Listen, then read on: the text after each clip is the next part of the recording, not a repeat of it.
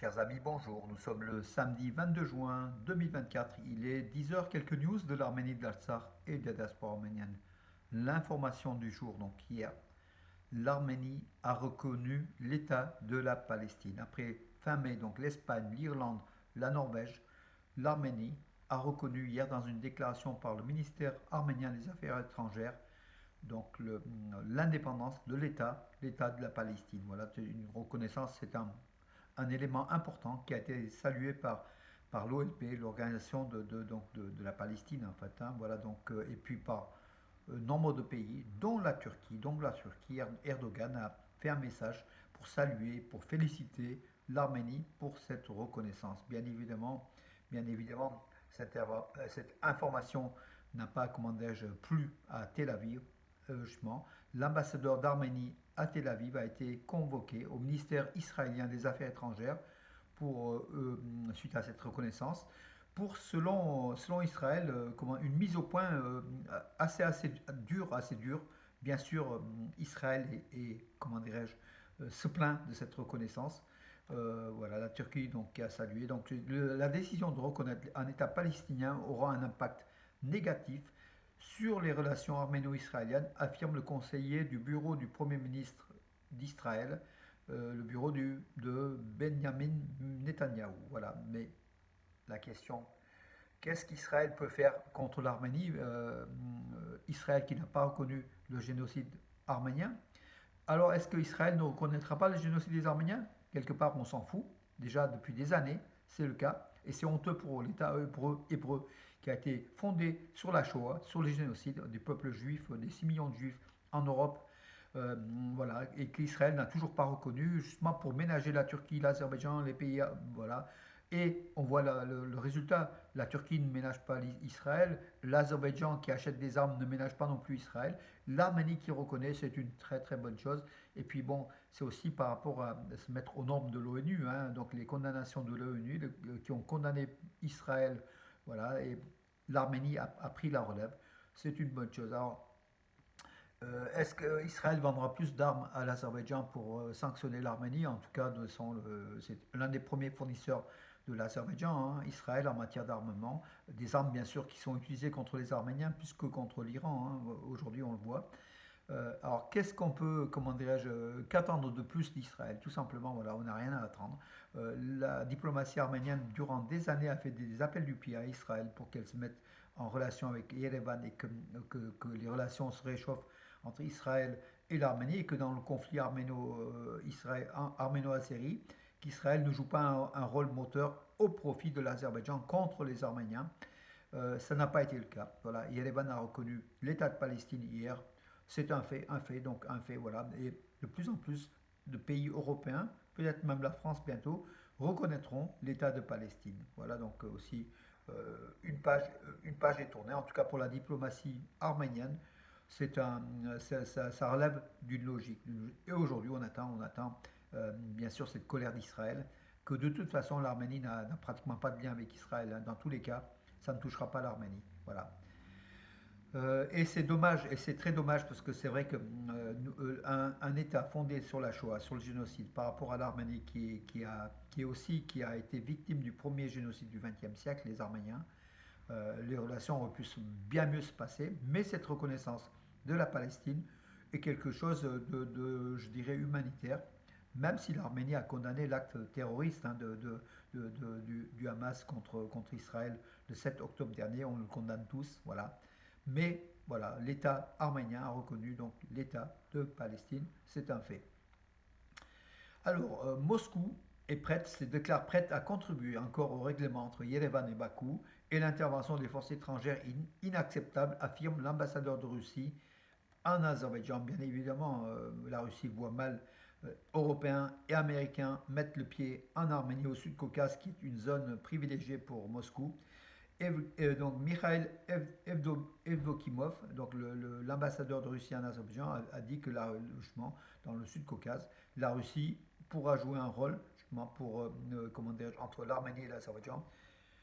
Je dirais, on l'a vu en Artsakh, hein, le rôle joué par la Russie, le mauvais rôle joué par la Russie qui a misé plus sur l'Azerbaïdjan que sur l'Arménie, plus sur la Turquie que l'Arménie.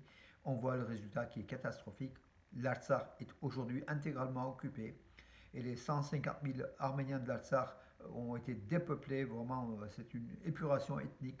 Et la Russie a contribué à cela. Et aujourd'hui, la Russie veut se faire l'arbitre. Mais personne aujourd'hui, aucun Arménien ne croit à la sincérité de la Russie qui a pris, qui est en faveur du bloc turco-azéri plutôt que de son ami fidèle hein, depuis 1828, l'Arménie. Hein. Donc voilà, l'Arménie était l'un des pays les plus fidèles à la Russie.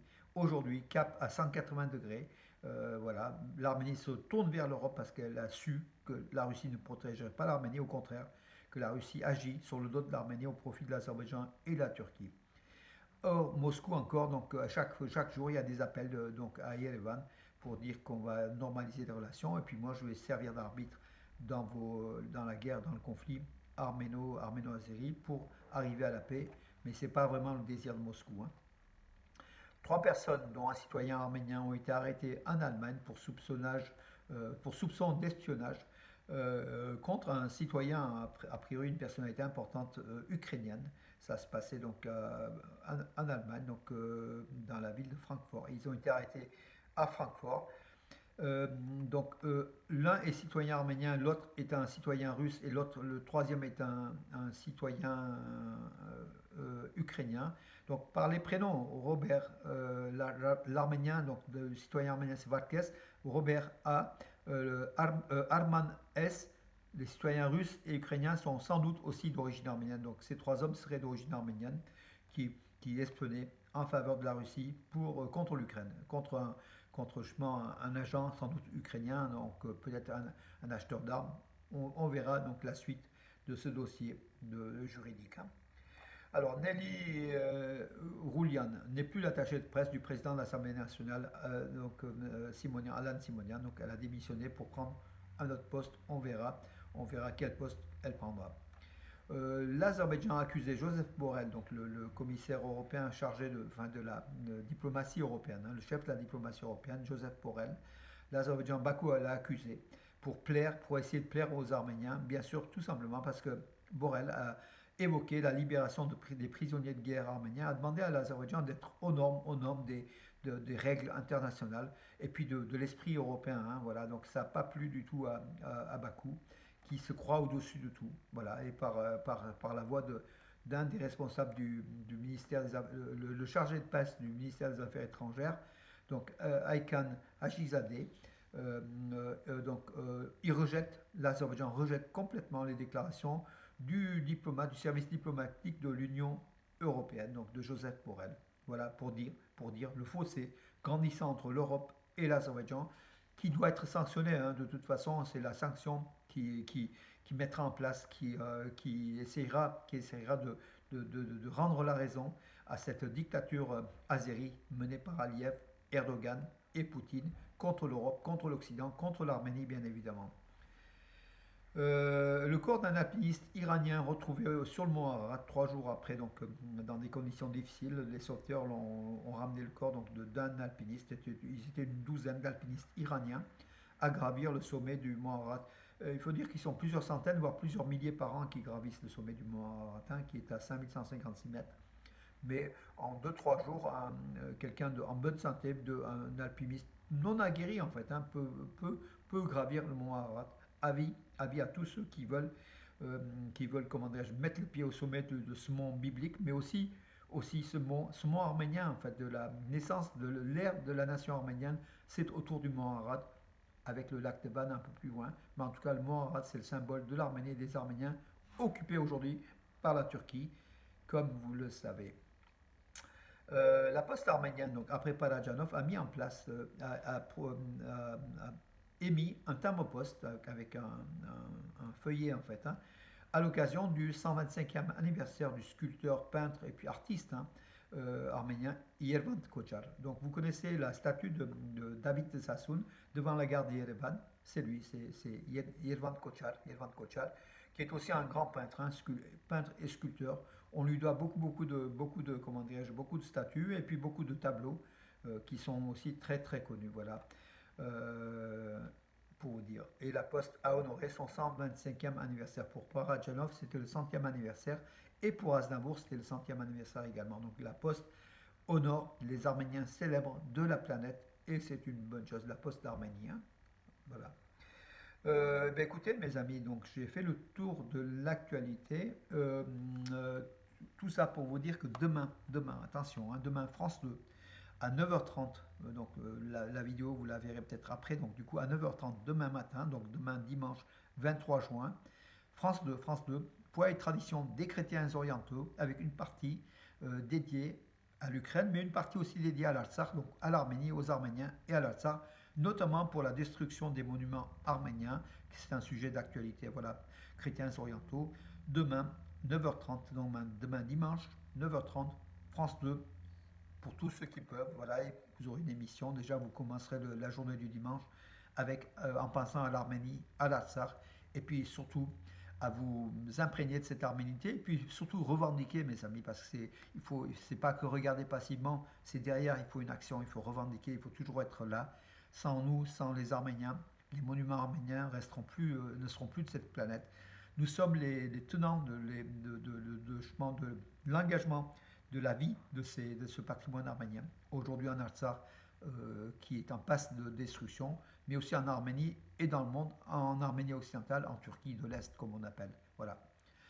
Et puis, bravo aussi, donc hier, malgré la pluie forte qui est entre 19h30 et 20h donc, à Valence, donc la fête de la musique au centre du patrimoine arménien avait été annulée, mais le Bat-Veli, en fait, l'église évangélique arménienne, a maintenu au square Comidas, hein, juste à côté de l'église évangélique arménienne de Valence, Bourg-les-Valence. Donc la fête de la musique, c'était pas mal.